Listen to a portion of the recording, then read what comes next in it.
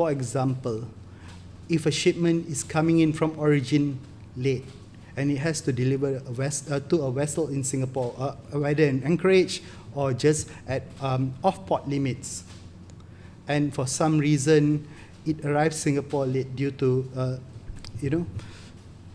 Murphy's Law, perhaps. Murphy's It Law. happens in logistics, Murphy's Law.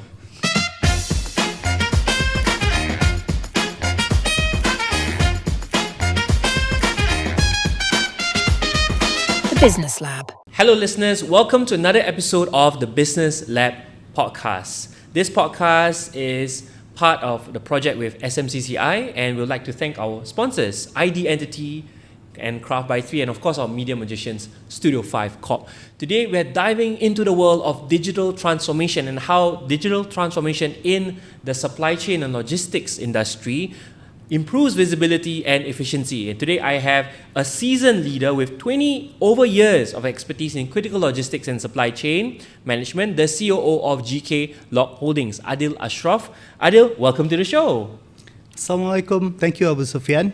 Waalaikumsalam. Alhamdulillah, it's very nice to personally meet you again face to face. Pleasure is mine too. Thank you. I think the first time when we met was on LinkedIn. Yes, we did meet on LinkedIn. Yeah.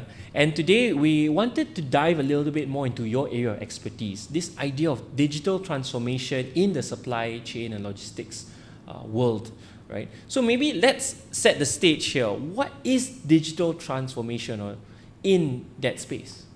Digital transformation in this space works in two ways, internal and external stakeholders.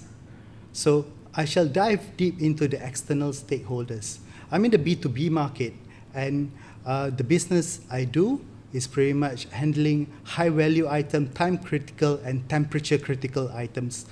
Maritime, pharmaceutical, oil and gas is the areas, is my customer section, right? So pretty much, how do I digitalize in this area? Handling high-value items is pretty much, there is a high risk analysis. When I say I'm in the maritime industry, I don't deliver to a warehouse. I deliver to a ship, which is a moving ship. So hence, it's time critical. And if I miss, I probably have to spend more money to deliver to the next port, because I'll miss Singapore port. So that's time critical. Temperature sensitive is handling about millions of dollars of pharmaceuticals or healthcare items, right? Whereby one box itself of isotopes will be about more than $1.5 million. Wow. So if the integrity is not intact, and then the product will be useless. So keeping the integrity intact. But what is the most important is to make sure that all stakeholders have the correct information throughout, so they can make critical decisions throughout the shipment or throughout the logistics. For example, if a shipment is coming in from origin late and it has to deliver to a vessel in Singapore, whether in Anchorage or just at off-port limits, and for some reason it arrives Singapore late due to, Murphy's Law, perhaps. Murphy's It Law. happens in logistics, Murphy's Law. Hence, with the information given to all stakeholders through an app, right, they can make critical decisions. Wow. I think that's really interesting, because not every company decided to invest in digital transformation in your industry. So, and just now you mentioned an app, right? Yes, that's so right. what motivated you to want to invest in digital transformation in your industry? It's a very good question, Abu Sufyan. The app is called Griffin. And what the app does is passes information to all the stakeholders in the industry regarding the supply chain of the product, whether it's ship spare parts or in the pharmaceutical or in oil and gas area. So the question is, what made me? Okay, I shall share now some of my experiences. Yeah. Let's go back about maybe 5 to 7 years back. My business was a very traditional business. And that is how it is in today's world as well. Logistics is very traditional. So everything was in a phone call, and I had my customers calling me, or I received a push email saying that where is this item, what's the status? And myself, at that point of time, being a senior manager, I had to call my staff and ask, hey, what's happening? And he has to go and dig for the information and pass it, and time-consuming, frustration, heavy frustration. And I must say, the cost of logistics is high is because of the handling of high-value products and sensitive products, right? So it's not like handling something where, okay, if it's received late, it's okay. It's not okay at all, right? So what happened was the frustration built up, and so I had to speak to my internal IT team to provide me with information. And COVID came around. When COVID came around, the movements of people was very difficult. They can't come to my warehouse, they can't monitor information, more phone calls. So I decided to roll out an app before COVID. Good timing. Just nice timing, beautiful timing. And the adaptation of the app truly picked up instantly during COVID period. Within the first 2 years of COVID, the adaptation of the Griffin app, right, went up to, it's a B2B concept. So it started with 3,000 to 10,000. So pretty much it spread like wildfire through a department, about 30 people. So initially they requested for a web version, and a web version was provided to them instantly as well. Reason be it is because the business is 24-hour business. It doesn't stop. Henceforth, why it don't stop is because maritime logistics don't stop. Yeah. Right? The ships keep on moving. And if there is a downtime, and then there is a lot of money that my customers would have to pay, for example, a longer anchorage or a vessel not moving for their own ship trading purposes, right? So henceforth, the information they would get in the app right now is on real time, and exactly what the status is. And if a decision has to be made, it could be made instantly as well, a critical, calculated decision, so that we can do a next course of action for the logistics.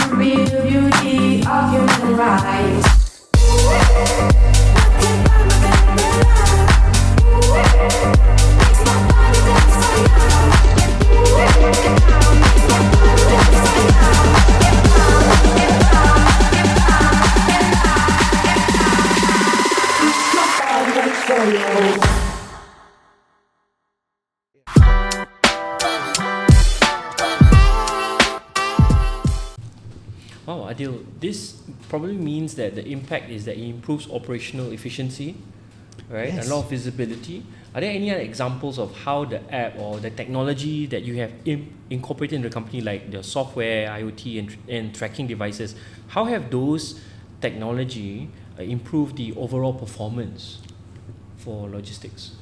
99.5 success rate, and only a 0.5%, which is not even counted as a failure. Which is not even counted as a failure. It's because of the app, the recovery could be that fast internally. So efficiency grow that way, and also productivity and the trust to our customers to increase sales about at least 60% before the app. So we gain 60% more business before than what we used to gain without the app. And another area is the adaptation. Initially, it was very difficult, especially in today's time, for another person, we won't even say another company, another person, company would be even greater to accept another app on their phone. So many options. Yes, there's too many options. So now, why? The reason why is because it started with me again. Not being selfish, but yes, it started with me. For me, on a daily basis, I had to run through 3 locations in Singapore. Changi, Balestier, Jalan Ampas, which is town area, and also Tuas, Jurong. I have business in 3 locations, right? Running the logistics and supply chain business. So I have to be on the move, and I need my information. Likewise, my customers also are on the move, and they work on a 24/7. On a B2C concept today, we are receiving notifications daily for whatever we purchase, etc. And I came to think, hey, if a B2C concept for a product which we buy for somewhat in a range of maybe $50 or less, we can get some kind of visibility, not the best, but some kind of visibility.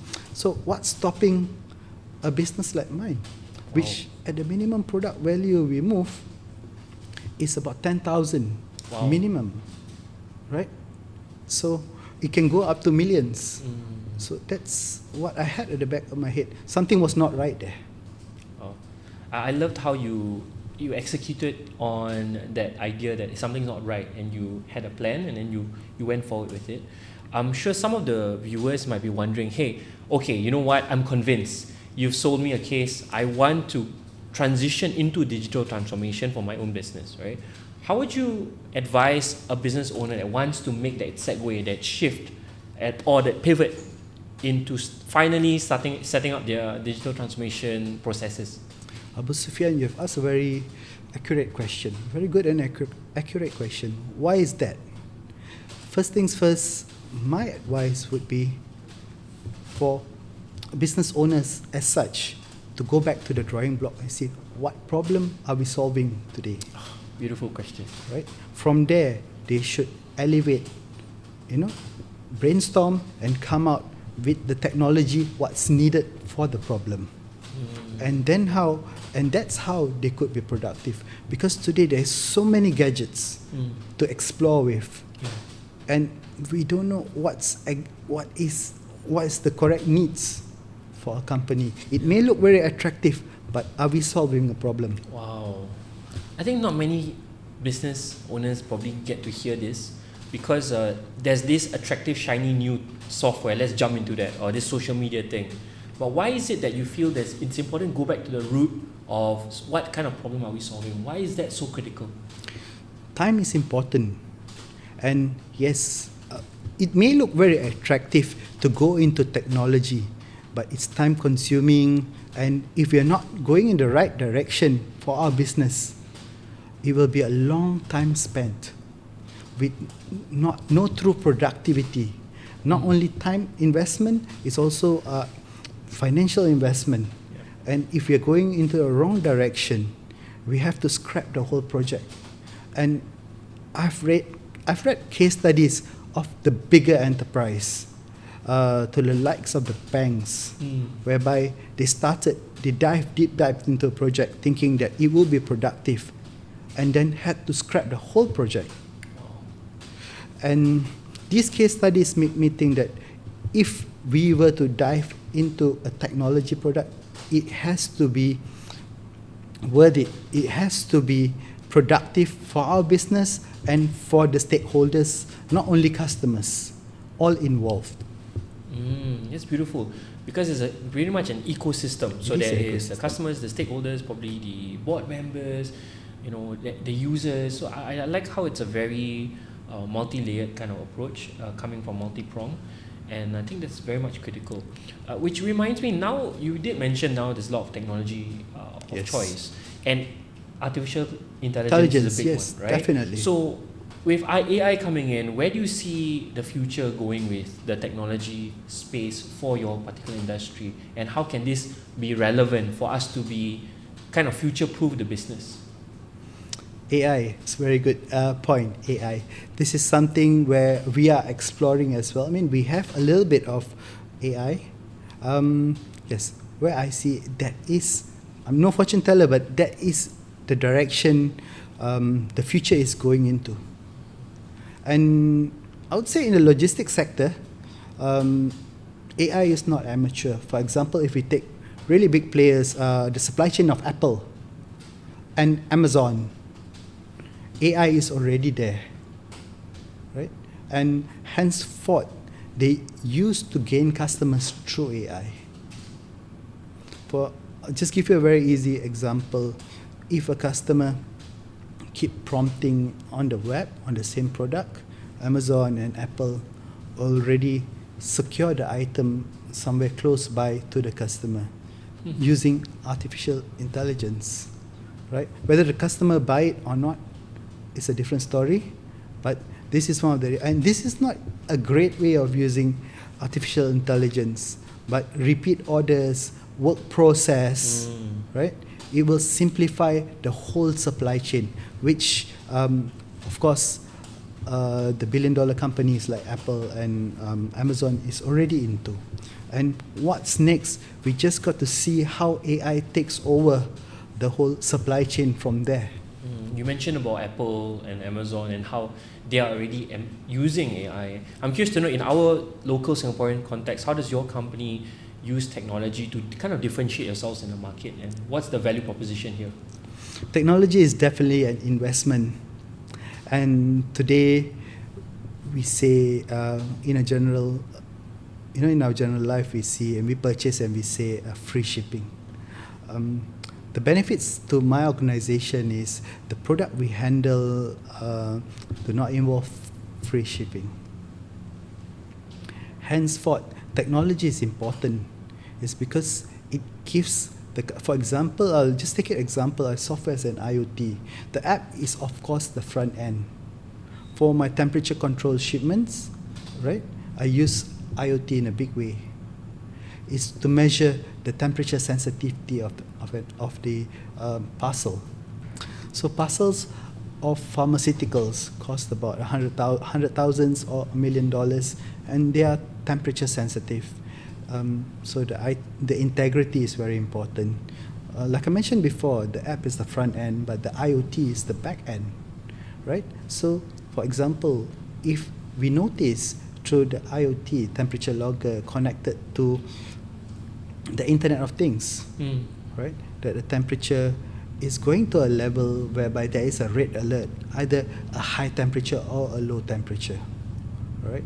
Then we have actually built on a proactive model rather than a reactive model, whereby the box itself is either self-heating or self-cooling. And the value why we can go into these lengths is because it goes back to the product we are handling. The risk analysis to invest, I mean, the costs have to be passed on to the clients and the stakeholders back again. So on a day-to-day logistics, these are the experience, I believe, a normal logistician, right? I mean, it's a nice word, logistician. We call ourselves that actually, would not use. It's because he will not face this kind of risk while doing logistics or business. I'd like to pull along that thread. You mentioned a normal logistician, just to use the word that you use, and someone who's a little bit more advanced. What would be the difference in their skill set? Someone who's a little bit more advanced versus someone who's still starting out. The general logistician does contract logistics. For example, I would say your garments or any basic items which the cost value is not very high. Delays are not appreciated, but it can be accepted. Delivery is usually to a warehouse expecting it, right? So there is I would generalize them as a normal logistician, whereby the risk which they handle in logistics or in the supply chain is much lesser than the products we handle in critical logistics. So having said that, you mentioned risk is the differentiating factor here. So what would a more proficient logistician do to manage that risk? Actually, it's very simple. What they would do based on their experience, they would have to do an analysis prior to handling a shipment. So if the experience is constant and the experience is wide, the analysis would not be very difficult. And then this is common in the industry whereby a company says, yes, I do not want to handle this product. For example, I can openly say to the big boys, the best logistics company in the world is DHL, and they will not handle food products. If you tell them, even if it's a personal food, you want to send, I don't know, a box of apples or any food or dates or something, you want to send to someone just a packet. Right. If you declare it as food, they will not take the item. Right? Because they have done generic business and their business is very fluid, right?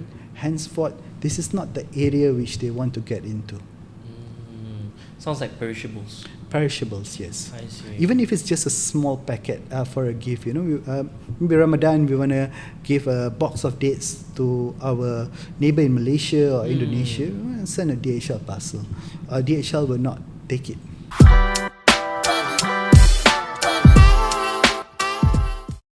I think first and foremost, we need to understand how the interior design industry works here in Singapore. So majority of the IDs or the people who work within the interior design companies, most of them are actually freelancers. They are not employed based on a full-time basis. So they work on a commission basis. So, and some business models or some ID companies want to have a lot of ID so that they can close a lot of projects on. My personal tip here is start with visiting the IDs that you have shortlisted or you're interested in. Look at their place of work, look at how they work, look at their office. Once you have done that, I think what you should also do here is to ensure that these IDs that you potentially want to engage are HDB licensed. Last but definitely not least, and to me the most important, because I think nobody do this. Okay. Once you have confirmed, or let's say for example, you really want to sign with this ID company, right? Go to Accra website and pull out the company's profile. Firstly, you know who are the directors, you know where is their office, you know when they were incorporated. Most importantly, you know how much they actually put in as the initial investment or the capital. So in the context of my industry, right, the ID industry, right, I always advise my clients, don't look for cheap, look for value. Okay? Because cheap don't guarantee you that you're going to get what you want. Okay? Because in order to be cheap, there are corners that I need to cut. But instead look for value. And when I talk about value here, it's not just what I use to build your home, how I communicate with you, how prompt am I? How am I? How I can advise you? These are all the value I add. So like for us, because I maintain a very small team, right? So we only manage between 2 or 3 projects a month. We don't do a lot of projects. So this way, my people are better at managing that project. We are at site more frequent. We are constantly there to check if there are mistakes being made. And our communication with the owners are more frequent, more kira macam more in depth. We are able to correct.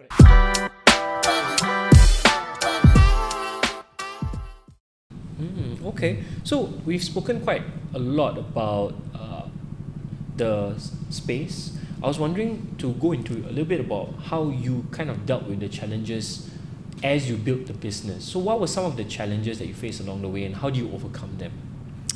Right. Very interesting. Yes, it always starts with an idea, tinkle in the head, the frustration, and these are pain points. But how did we reach there? Yes, we explored initially. And then, my background is in business logistics and supply chain. This is my discipline.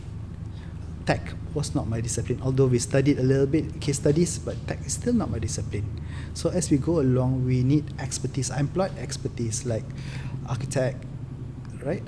Tech architects, software architects, full stack developers, but not as a full stack developer or architect. I employed them as my CTO or tech advisors. Oh, wow. Why do you do that?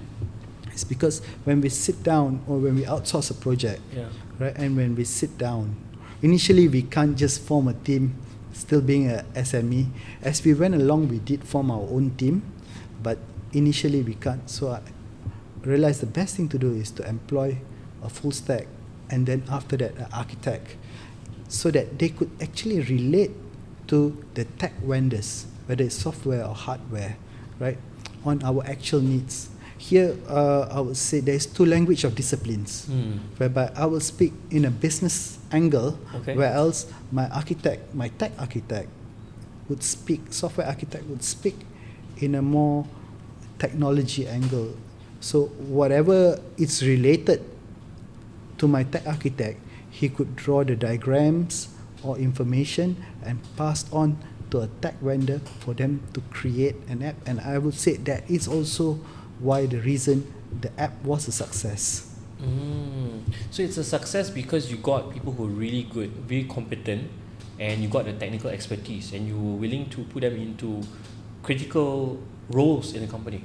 Yes, correct. And if I were to break it down simply, it's just that my technical architect understood what my organization want through the business language which I spoke to him. And he drew the necessary and handed over to a tech developer. So my tech architect could understand both. I mean, he plays it's like a project manager at the end of the day. A project manager, he gets all the information, he's employed internally, and he relates it out. And so I see this is also one of the area I've experienced and I've seen many companies fail in. Right? So we have seen diagrams in our social media today, and what's drawn upon it's the Eiffel Tower, but at the end it's just I don't know, something like a hill or something like. It's just a diagram, you see, and that's very real. So if you have a good project manager who can relate to a business standpoint and also a technological standpoint, henceforth I also see this is a winning strategy in tech development or in digitalization. Now we're going into kind of how do you employ, what's the approach towards hiring staff, and it's not as simple as, okay, you have the skill, I'm going to put you here, then everything will fly. What you're saying is that there's a lot of nuances to this. Yes, you're right. There is a lot of nuances. It's a lot of understanding between two different disciplines. Okay. So just now we spoke a little bit about the advancements in technology, what the future holds for that. What about the challenges for the industry itself? You mentioned it is a long-standing business, this sector, logistics and supply chain. Yes, correct. What do you think lies ahead? What lies ahead, to what I foresee again, would be very interesting. We have reached the point whereby even for the items which we buy online through, right, it's in Shopee or something. If we buy something online, we can see the delivery, we can see visibility. But what lies ahead would be more intense. Then again, it also depends on how much we are willing to pay for what we want, right? So so then again, it's economics of scales. So perhaps a company like Shopee or Lazada would work in that direction, whereby we got to go free shipping, right, and do as much sales as possible, volume, and try to cover the costs, and they will fall under the categories of contract logistics, whereby companies just break even. But if we want something more, then we got to look more deeper into technology. I must say that the bigger companies, the companies like DHLs and FedEx, yes, they are MNCs and they have the volume and they have the technology within. I'm talking on the standpoint of an SME, a medium-sized SME, right? A local SME whereby, although I'm represented in 200 countries worldwide, Wow. they are not my company. Right? So what I learned from DHL is that at every point they scan. I have to think outside the box today using IoT and app, right? To see if I have no one scanning for me at another country, or someone may or may not, what do we do? Being an SME. So I had to think outside the box. Wow. And I think you've done more than just think outside the box. I think you recreated the box. And I Very think that's kind of you. amazing. I think it's very inspiring to use technology. And I think this conversation is invaluable. It's amazing. It's amazing. Thank you. Thank you so much, Adil. And thank you guys for watching this episode. Again, we'd like to thank our sponsors, ID Entity, Crowd by 3, and of course our media magicians, StudioFive Corp. Thank you, Adil, again for your expertise and your insights. Catch us on Instagram, TikTok, LinkedIn, Spotify, all those places where you get your podcasts, and start the conversations in the comments thread. See you guys. Take care.